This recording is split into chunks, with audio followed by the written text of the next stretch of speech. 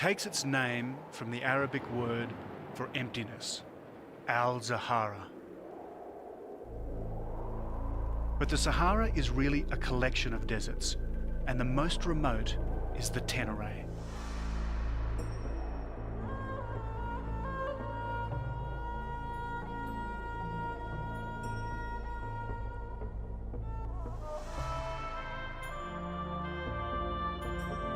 I set out to cross the Tenere in the way caravans have done for 1,000 years. It'll mean a journey of 1,200 miles over rock and sand by vehicle, camel and on foot. And it's a dangerous journey. For in this sweltering, desiccated furnace, death strikes the weak, the ill-prepared or the unlucky. They call it the land of fear.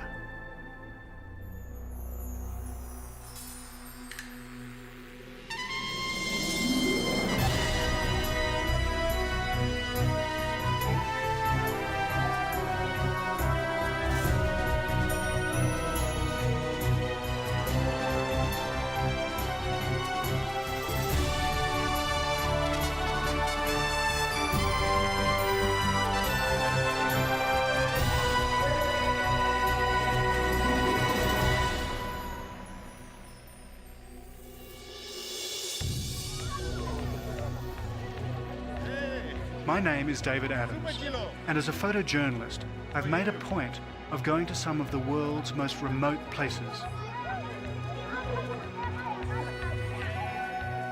My journey starts in the African Republic of Niger, a former French colony, where the Tenere meets the Aya Mountains, which is why I'm in the ancient city of Agadez. Agadez is a mud city, and there seems no end to the patterns that clay and straw can achieve. It's also a holy city of Islam, this mosque claiming to have one of the highest mud minarets in all of Africa.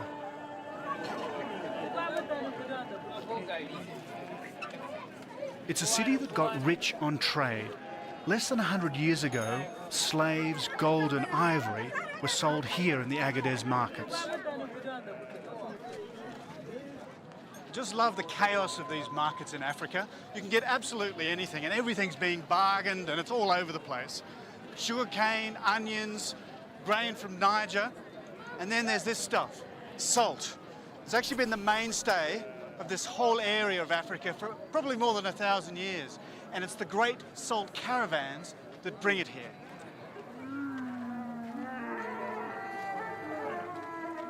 This is Caravan Central, first port of call after crossing the wilderness.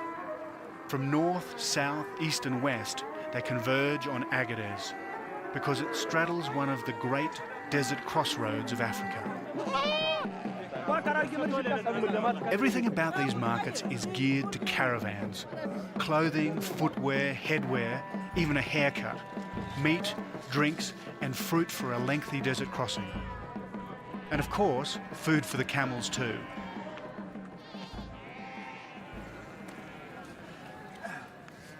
Doesn't look very happy, does he? I think he's probably really upset because he can't eat it. It's sort of the reverse of having a carrot hanging in front of you. You've got lunch on your back and you can't do anything about it.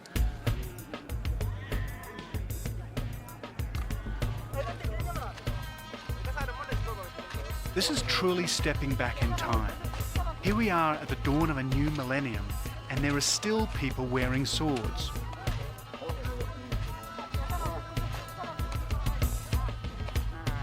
They're called the Tuareg, not people that you'd want to mess with. Only 18 months earlier, they were in full armed rebellion against the Niger government. So if you want to travel to the desert and survive, you need their help.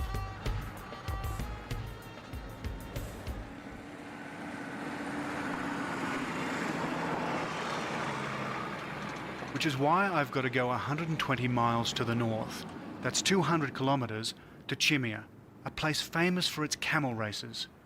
Here I'll find the people I need to get me across the Tenere.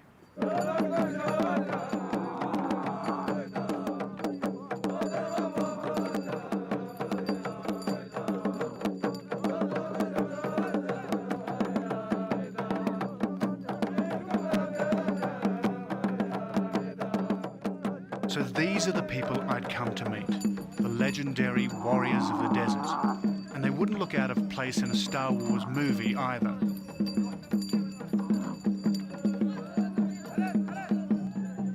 The Tuareg once ran an empire that controlled the central Sahara. No caravan could pass without their say-so.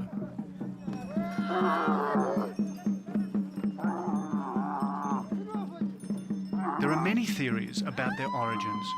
Some say they're one of the lost tribes of Israel, others that they were originally Christian, hence the prevalence of the cross as a Tuareg motif.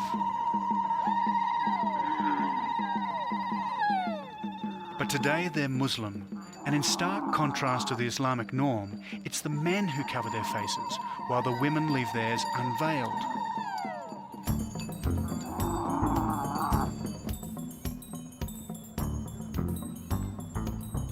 The Tuareg are fiercely competitive, many of them riding up to 4 days just to take part in this race.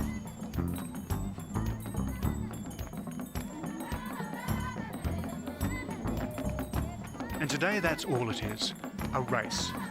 Not long ago, they'd have lined up like this for a warrior's charge. They're off, and there's lots of jostling for the lead, which sometimes leads to accidents.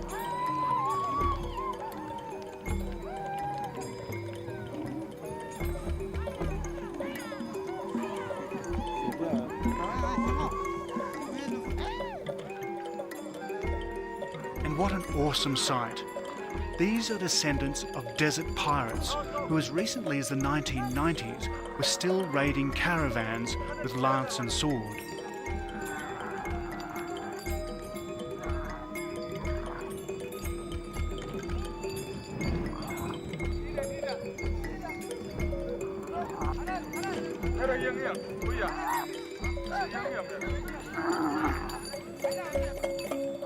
Somehow, I don't think nature ever designed a camel to gallop. It's more of an awkward lollop, half canter, half trot, not very comfortable for the rider. And it isn't a race for the faint-hearted. The course is just over 2 miles, or 3.5 kilometres. Plodding across the Tenere with a caravan won't be quite like this. It takes 10 minutes to cross the line, and when they do, it'll be to the cheers of their women and the jeers of their rivals. It's going to be interesting crossing the desert with men like these.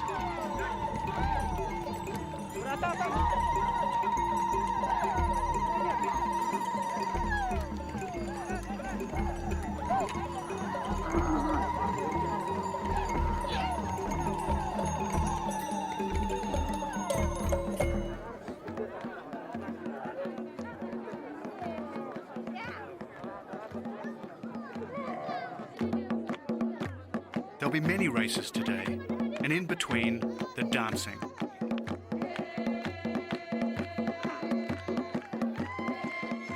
A chance for the warriors to let off steam, and for me, a chance to take some photographs.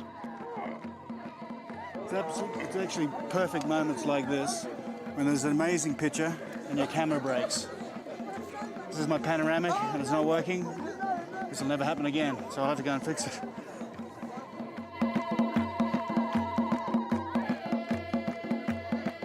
On they dance until the prize giving. And this is the prize. Whoa, fantastic. The legendary sword of the Tuareg, the takuba. And it's certainly not a toy. They use takuba for fighting, because it's something who every man, every Tuareg man will have a takuba. But today they're more for show, he says, a symbol of manliness. But for a weapon that's just a symbol, it's extraordinarily sharp, the perfect prize for a warrior.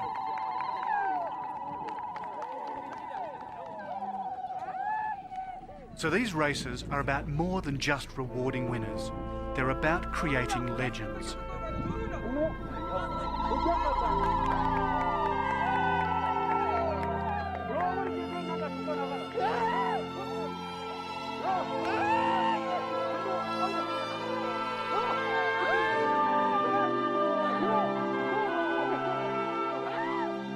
It's as if we're back in the Middle Ages, in the time of the Moors, Crusader knights, and tales of chivalry and honour.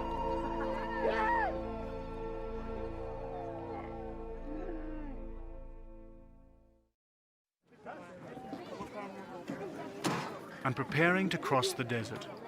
To help me, a team of Tuareg will show me the way to the Tenere and beyond. Is there anything else up here? Yeah, lots. Camping equipment, tools, spare wheels and spare parts, diesel fuel, medical supplies, rations for 3 weeks, and of course, plenty of water. Okay. We decided not to take tents. It hasn't rained in the Tenere for 15 years, and it isn't likely to for another 15. But I did bring these. Can't go anywhere without the old skis.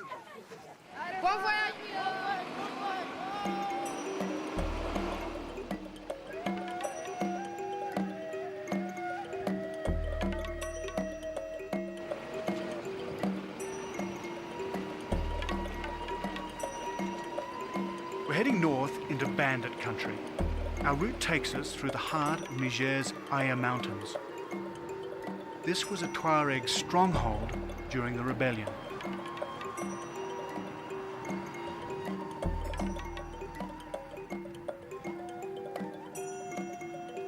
It's desert all right, but just in case you're wondering where the sand dunes and mirages are, well, relatively little of the Sahara is sand dune, and a hell of a lot of it is mountainous.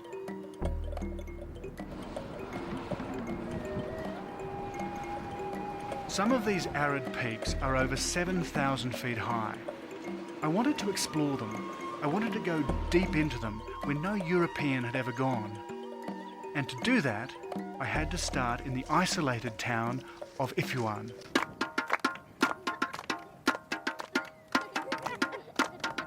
Here, everything's improvised. Buckets become drums, wires become toys, and an old plastic container will do as a soccer ball.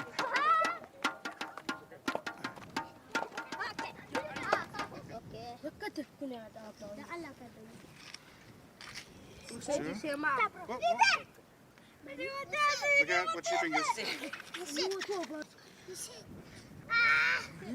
That's good, huh? Oh, I think it's rotten. Ah. I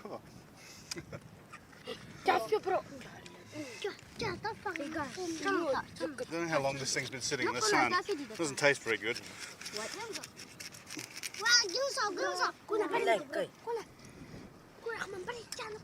If I'd have been walking down these streets 18 months earlier, there's a fair chance I'd have been kidnapped and held for ransom. This was a Tuareg headquarters during the rebellion. Today all is quiet, and I'm just a figure of curiosity. Word was getting out that there was a stranger in town. Maybe I'd like to ride a camel. If so, wouldn't I like to buy a saddle? Or maybe one of those murderous Tuareg swords. This is a really old one. Looks like these are the old alchemic moon symbols, which you only find on the really old swords. No, not Puma. I don't think these guys take no for an answer in selling anything. But why would I want to buy it when I can get one made to order? These must be some of the world's last swordsmiths to make swords for combat.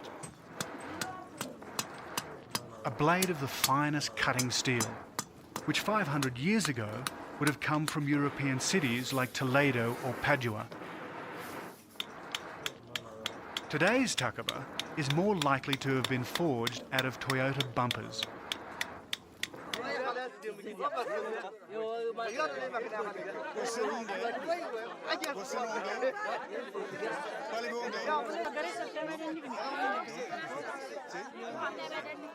Parlez-vous anglais? Speak English? I'm looking for a guide. I'm a guide. Yeah? Yeah. Because I want to go from Iluan across the Air Mountains into the Tenere. I can do it for you. Yeah? Yeah. Do you have camels? I have camels. Because I would like to go either today or tomorrow, We if will it's do it. possible. Yeah? Tomorrow perhaps, but now you have to wait. I buy a cell for my camel here. Okay. Yeah? You can wait. Yeah, with I can this. wait, sure. Yeah. And that's how I came to meet Hoya Abdurrahmana, a man who'd become my guide and mentor, a man who'd helped me to understand more about Tuareg culture.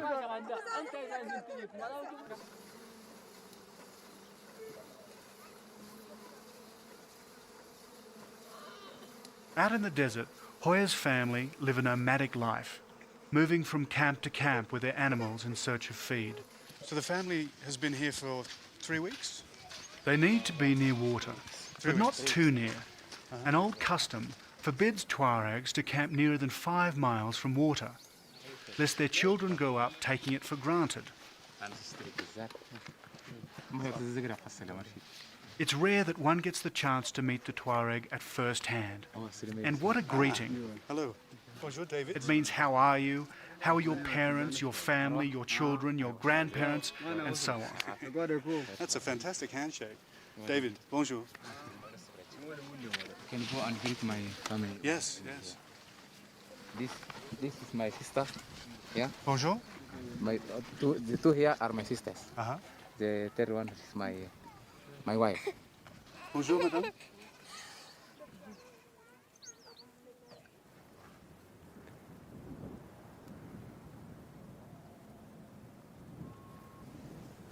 His name was called Abzaw here too.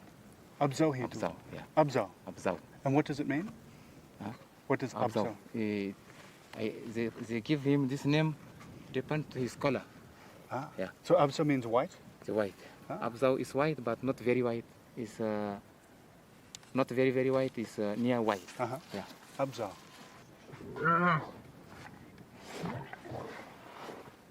So it's on Abzal that I'll ride into the Tenere, perched on a Tuareg saddle with what look like sharp, trident-shaped handlebars. And Hoya, what are the spikes for, these ones? This is protection for Takuba. From the sword? Yeah, from this one. Oh, so when they were fighting, this is so Yes. that you didn't get cut? You go behind and Takuba you stay here. Because I thought it was for me to hang on to. Not for taking. Oh. Not for taking. Saddlecloths, provisions, and a traditional water bottle made of goat skins. But there's something missing. And where are the stirrups? There are no stirrups? No stirrups. Okay. And there's something I remember about camels and committees. And this one looks particularly well designed. It's also got a very good temperament, I think. Now this is the easy way of mounting a camel. If you want to do it the Tuareg way, just grab its chin, climb up on its neck, and spring into the saddle before it bites you. Easy.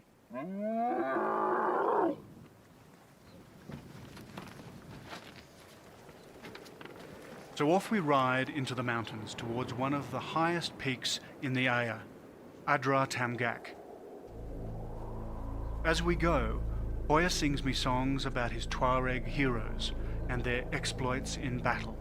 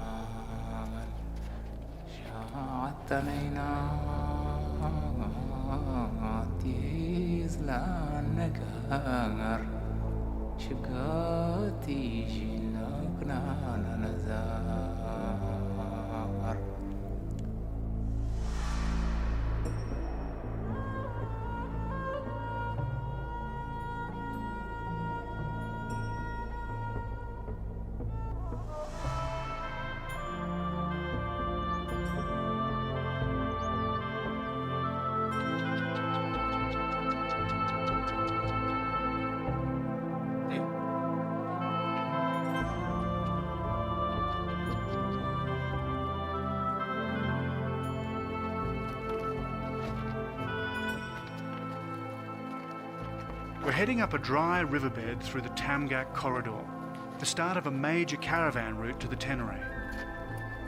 So it's a bit of a surprise to get our feet wet quite so soon.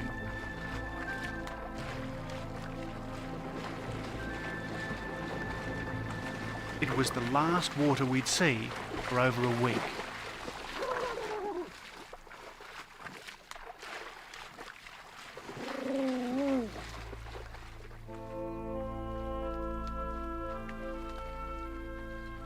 By now, I'm getting to know Hoya. Not long ago, he was a wealthy man who owned over 100 camels. But he got caught up in the Tuareg rebellion against the Niger government. It absolutely ruined him, leaving him with just these 2 camels. In the rebellion, many of his friends were killed.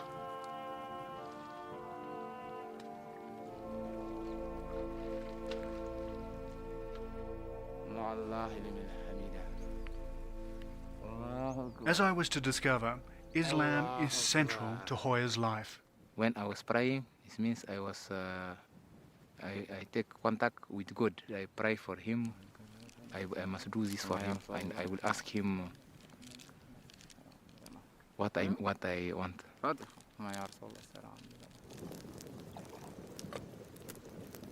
That night, Hoya brewed a pot of strong Tuareg minted tea, which has to be poured back into the pot 3 times.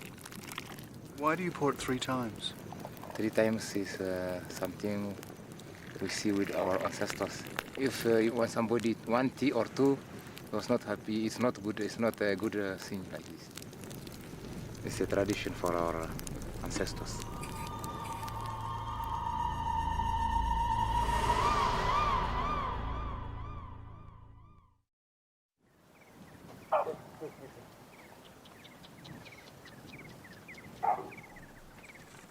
Next morning, we've got company. A family of baboons appears from nowhere, in the middle of this Aya Mountain wilderness. It's a big one here. I see him before. The chief is sitting on this big stone here. The boss. These are the big black ones? There are red ones too. But Yeah. they didn't stay here. They didn't stay together because they fight against. Right. And that's not a yawn, it's a threat. His way of letting you know that you've come quite close enough.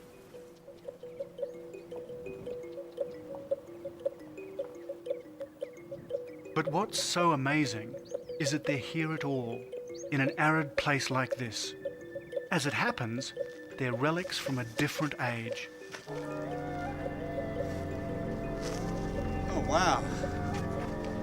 That looks like a whole family. It's a family here. And how old do you think these are? Maybe around 8,000 years. I'll take some photographs of this. This is great. They're animals long gone from this desolate wilderness. Yet their images have been faithfully recorded in stone.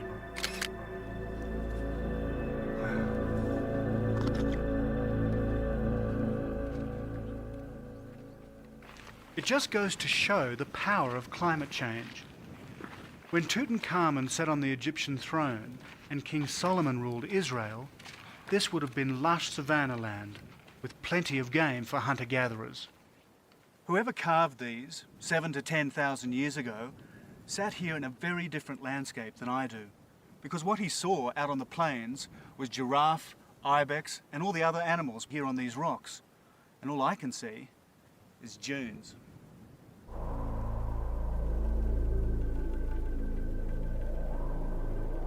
There before me is what I've come all this way to see, the great Tenere Desert, washing like a gigantic ocean of sand across the rocky coastline of the Air Mountains.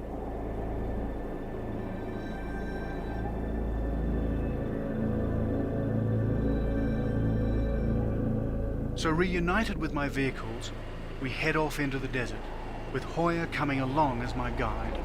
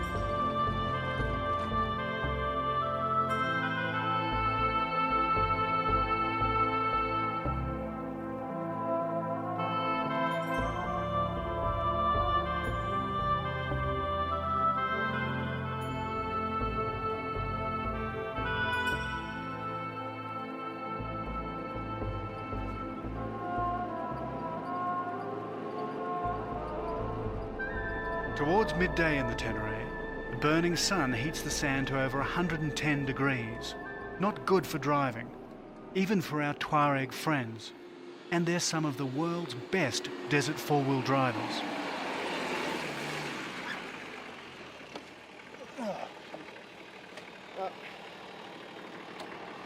Now it's hot, I think it's not so easy to... Yeah. Looks like we might be having lunch here, I think.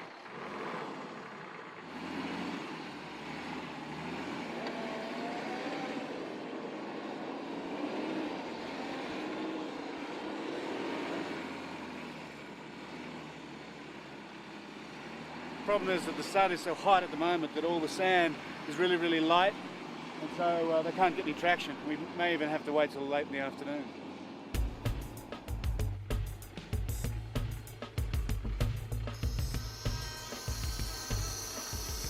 So we let air out of our tyres. Deflated tyres cover more surface area and gain more traction. And once into the real desert, we can get up quite a speed.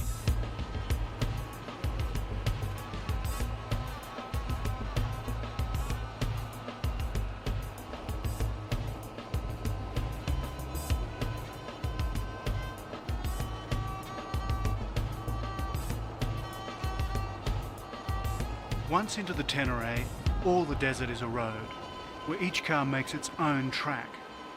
The Tuareg always drive in formation, always in sight of one another. Yet you can get lost in a mirage long before you ever reach the horizon. Here the sand is firm and the drive is easier, but where the dunes are soft and steep, that's where their driving skills really kick in. The trick seems to be to run up to the crest, brake at the very last moment, and then let the car gently slide down, and there you go.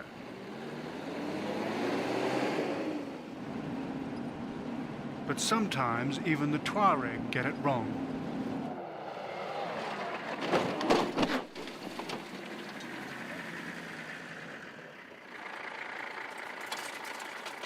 It was our first accident, and we're 400 miles from the nearest service station. Nobody's hurt. What's happened is the bags come right through the back window here, fallen down into the compartment when they hit the ground. It also ripped out the tyre from underneath, and when they collected the ground in front, it's actually bent up this really large bumper bar. It's serviceable, but I think it's going to cost us quite a bit. It was a rather violent introduction to some of the most serene sand dunes on Earth. This is actually a giant meteorite crater, Arakau, and right now the light is absolutely perfect.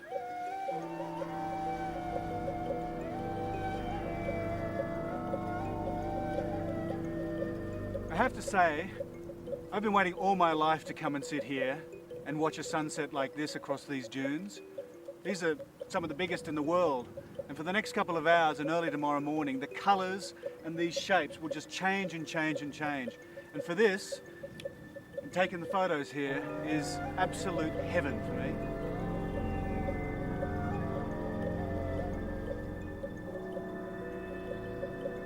The shapes are incredibly sensual, curves and ripples made crisp in the red evening light.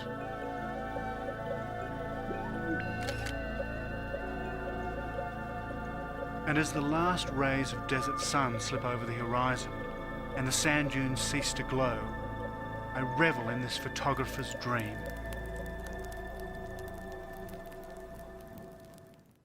So this is the biggest dune in the Tenere, huh? Yes. Okay. The next morning, I wanted to have a crack at the world's highest sand dune and do it on skis. My friends thought I was absolutely crazy. It's my hat. This sand hill is a little over 300 metres high. That's almost 1,000 feet. And the Tuareg tell me it has never been skied before.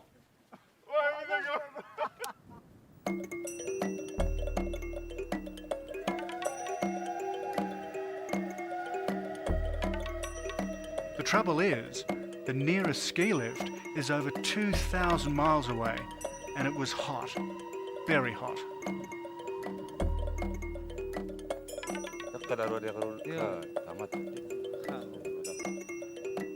Every step I take here seems to be 2 steps back, and this ridge seems further and further away every time I take the next step.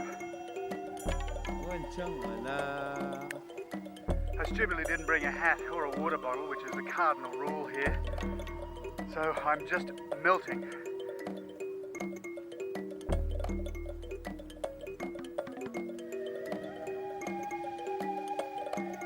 Getting up here on the ridge, this view is absolutely incredible. These dark ridges behind me that just burn in this sun, and then dunes away into the distance across this amazing crater.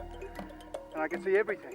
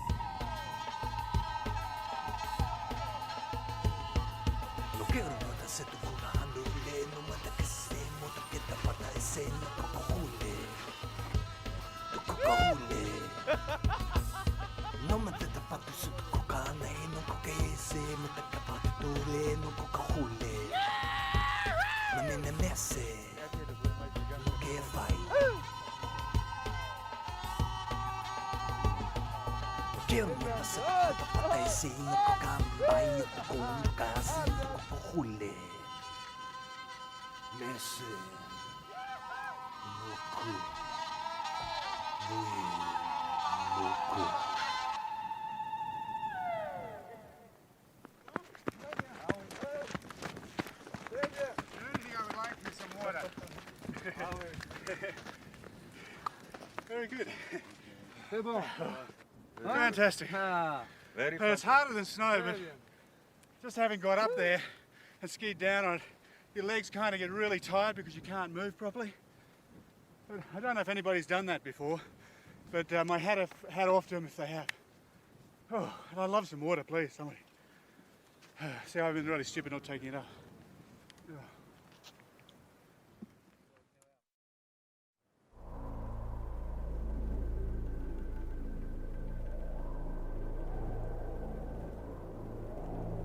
One week into our desert journey, and we're now well into the Tenere, and I have a caravan to catch.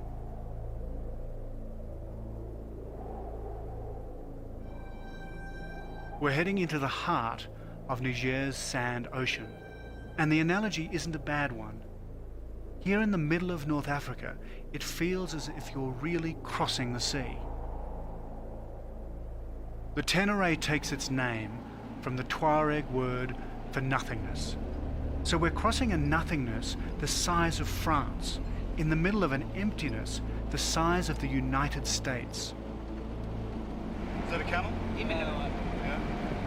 Camel, in caravan, sometimes there are camels who died. During the caravan, there are camels who died. Well, this is one of them here. Yeah. Death comes quickly here in the Tenere. Go without water for 8 hours and you start to die. And your body doesn't rot. It's so dry out here, even bacteria struggle to survive. No wonder they call it the land of fear.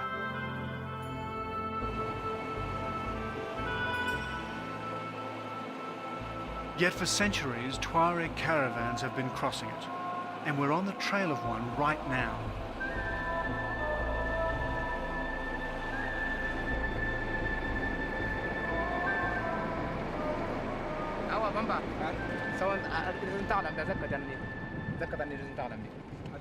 Caravan trucks here.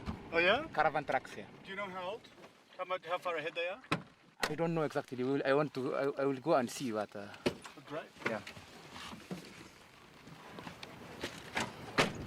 No need for global positioning satellites out here. They use organic navigation.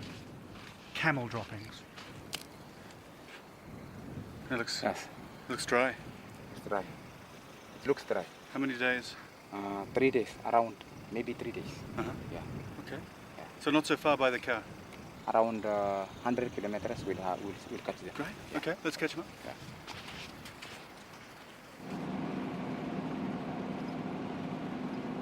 Then in the middle of nowhere, we see bales of hay. It's a camel takeout, a supply dump. Our caravan can't be far ahead now.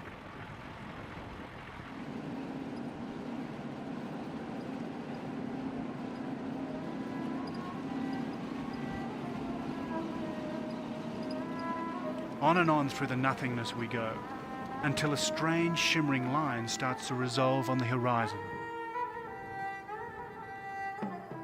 It's the caravan.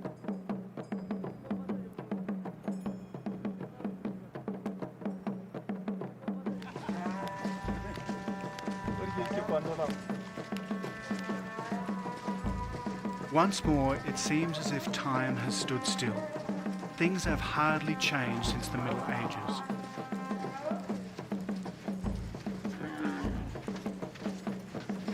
With satellites high above, here they are, navigating their way with pinpoint precision through the Tenere, and not a compass in sight.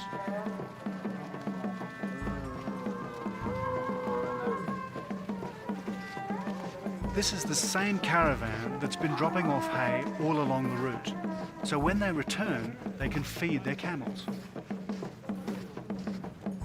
Using the sun, the wind, and the stars to guide them, they'll find it again easily.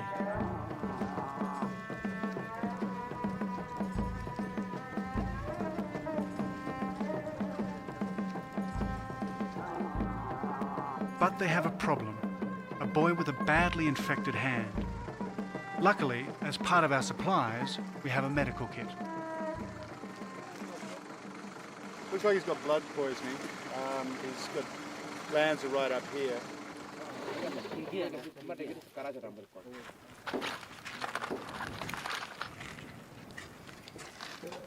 There's not a lot we can do with him, and he probably needs pretty serious attention to it. But hopefully we can stop the infection and clean it up. But it's much better treatment than he'd normally get out here, in a place where the nearest medical help is hundreds of miles away. It's very important, however. It doesn't take more, they won't work. And if this doesn't get healed, he will lose his arm. If his wound turns gangrenous, it could be a stark choice. Amputation or death. These away, do not sell them.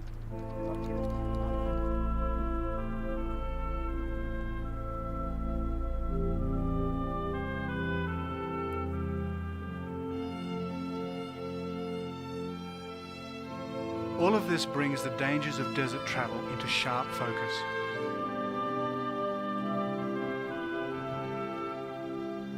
While the Tenere is awesomely beautiful, there's no margin for error, no support if something goes wrong.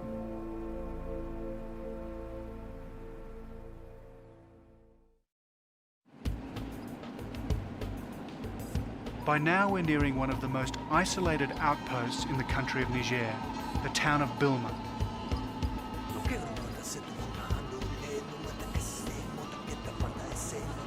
And how's this for water ski practice? Well, at least there aren't any sharks out here.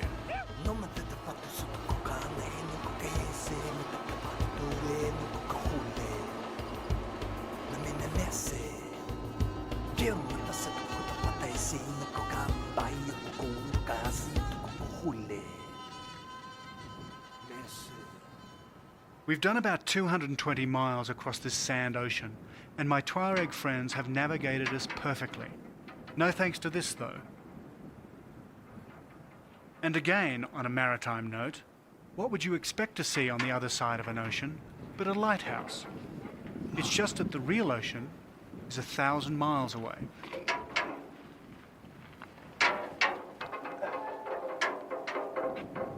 It was part of a whole string of them, built around the Tenere in the 1930s. It's abandoned now, but it had a distinctly colonial purpose.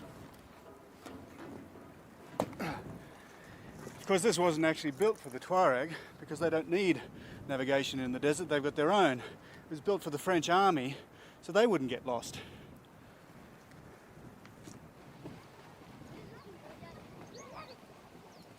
This is the oasis town of Bilma, and here there's plenty of fresh water.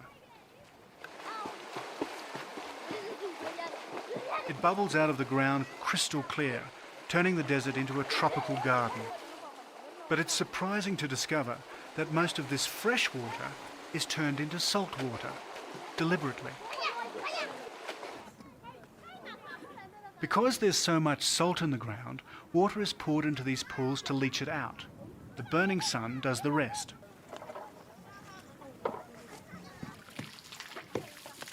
In temperatures of way over 110 degrees, or 50 degrees Celsius, the water quickly evaporates, leaving the salt behind. It's here that an old Bible story comes to life. They make pillars of salt. You're looking at an industry that hasn't changed for thousands of years. There's a shortage of salt in the Sahara, so Bilma salt still finds its way to just about every corner of North Africa, which is why Bilma attracts the caravans.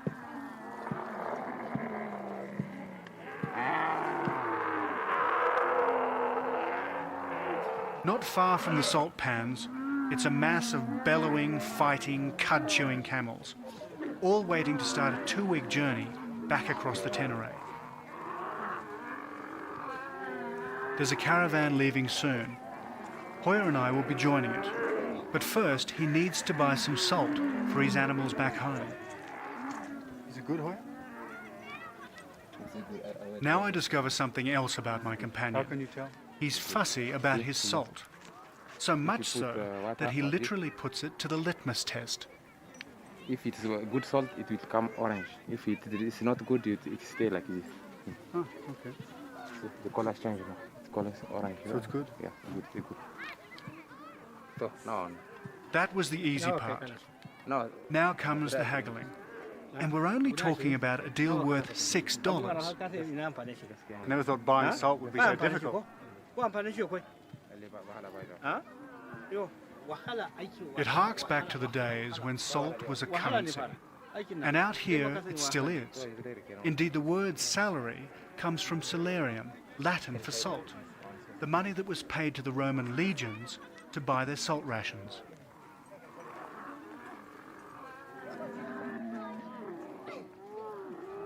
In all my travels, I don't think I've ever seen so many camels.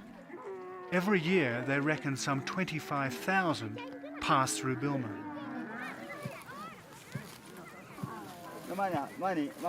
Each of these salt pillars weighs about 65 pounds, or 30 kilos.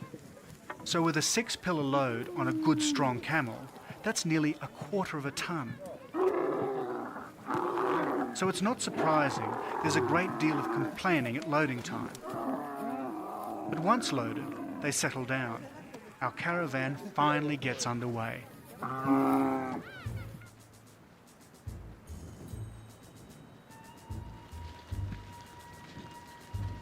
How many times have you crossed the Tenere? How many times I do it? Yeah. Since you were this big? We've just embarked on a 370-mile trip across the Tenere. That's 600 kilometers, a journey of more than 2 weeks. When walking with caravans, lesson number 1, never underestimate its speed. While camels amble at what seems to be a dignified pace, their legs are long and you need to walk briskly just to keep up.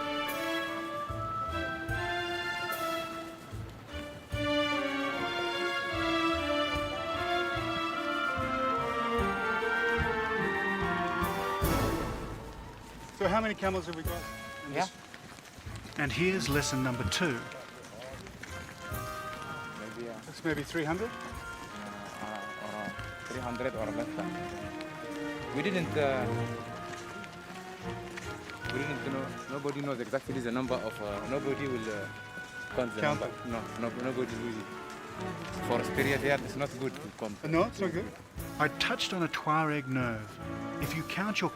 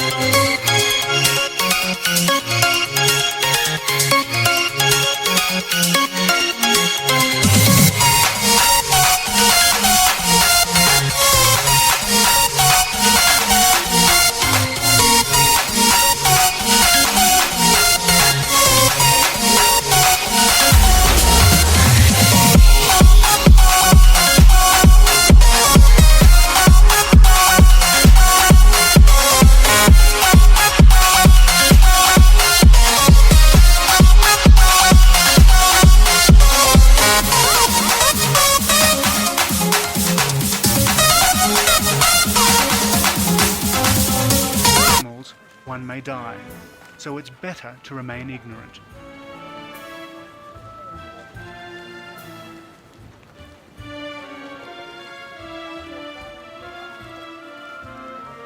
And during a caravan, you soon realize how effective Tuareg robes are.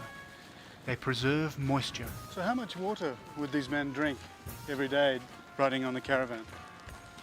Now we drink 3 times. Just 3 cups of water each day. Well, I was drinking nearly a gallon, or more than 5 litres. There's a Tuareg saying, it's too hot to talk. So they're like a camel. 100 miles down, 275 more to go. That's about 500 kilometres.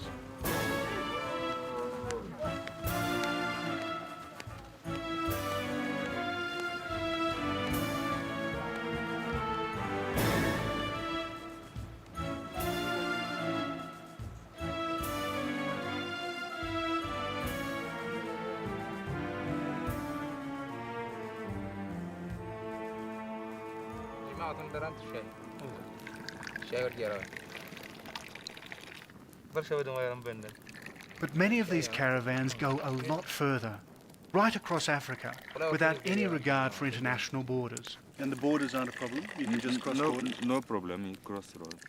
It's cross board, no problem for board. Yeah. Because Tuareg like freedom. He think that there is no board from him. In his mind, there is no board. Everywhere is for him. Everywhere. Yeah. At last, I was beginning to get a handle on these proud desert travellers. Yeah. Gentle and hospitable, but fiercely independent. And it's something they're prepared to fight for. So what does it mean to be a Tuareg? Is it freedom simply, or is there more? There are more. Freedom first, but freedom many first, things. Yeah. Yeah, But freedom there's so first. many things, yeah. Many things. The Tenere, the deep desert? Yeah, the desert, Tenere, and there is so many, I don't know, culture. Culture. We have in their culture, we have some many rules, which means really, and the Tuareg have obligation to respect that culture.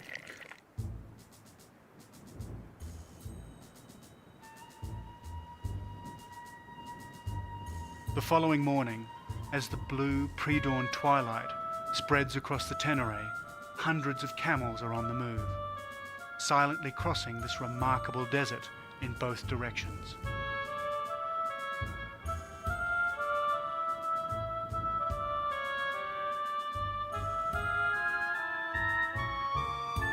And if you ever thought that the middle of the Sahara was the middle of nowhere, well, think again. This nowhere is a superhighway. The Tenere is alive with caravans.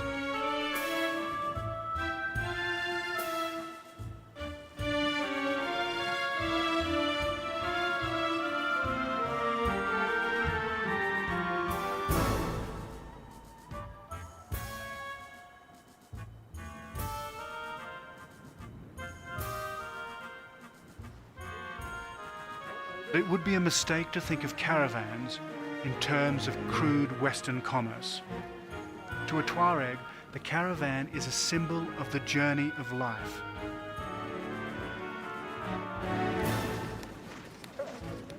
No one here is a complete man until he's crossed the desert with a caravan at least once.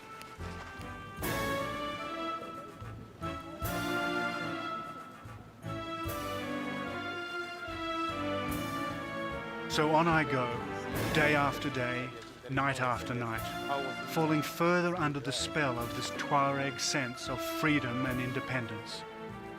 And with Hoya's help, I have completed this rite of passage and crossed one of the world's remotest deserts on another of my journeys to the ends of the earth.